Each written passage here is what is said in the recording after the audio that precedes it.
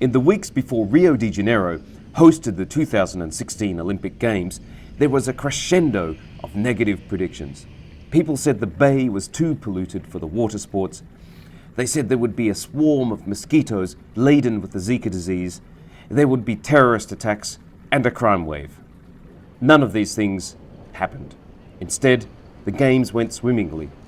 Brazil won its first gold medal in the football, and the biggest controversies came from foreigners. There was an alleged organised doping ring involving Russia and an alleged ticketing scam involving Pat Hickey, president of the Olympic Council of Ireland. And of course, there was Lochte-gate.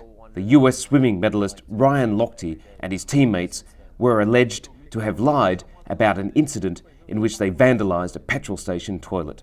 Lochte lost some of his sponsorships as a result. The feedbacks from Brazilians has on the whole been positive.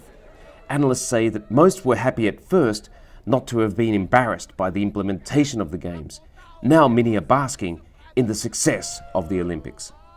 Então é emocionante, muito emocionante. Ver a tocha sendo acendida, ver os brasileiros emocionantes, é uma sensação incrível, tá super incrível. The Games also had some golden moments off the field. In a world that seems to be moving towards greater intolerance, diversity was on display. One of the most poignant moments was an emotional public marriage proposal at the women's rugby between a female Olympic official and one of the players. The Olympic values, respect and diversity is a huge deal, and Rio has only shown that it's more than willing to embrace these values and show to the world that this is the right direction, this is where we should be heading.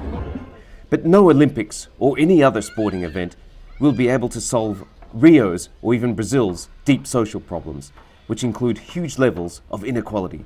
It seems certain that after the Games, the same issues will come back with a vengeance. Many are bracing for a worsening of the security situation, for instance, with the state too broke to pay for proper police work. Eu acredito que depois que os jogos terminarem, eles podem até dar uma tensãozinha aqui, tipo enganando o povo, por causa das eleições que estão perto. E depois abandono geral, que nem muitas comunidades no Rio de Janeiro estão abandonadas. Eu acho que Rio de Janeiro está jogando lixo para baixo do tapete. The Games are over and all the foreign tourists are going home. The question from Rio now is, was it all really worth it? The foretold disasters never happened. There was not even one case of Zika during the Games. But now Brazil and Rio must face their twin economic and political crises.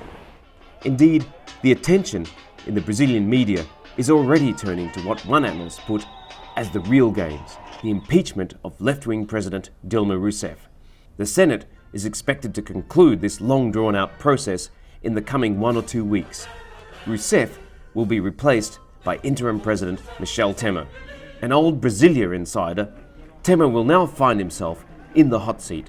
With Dilma out of the way, he must deliver on reforms, such as bringing Brazil's ballooning budget deficit back under control.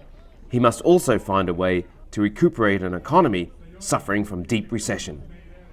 Meeting these demands will prove harder than winning any gold medal. This is Joe Leahy for the Financial Times in Rio de Janeiro.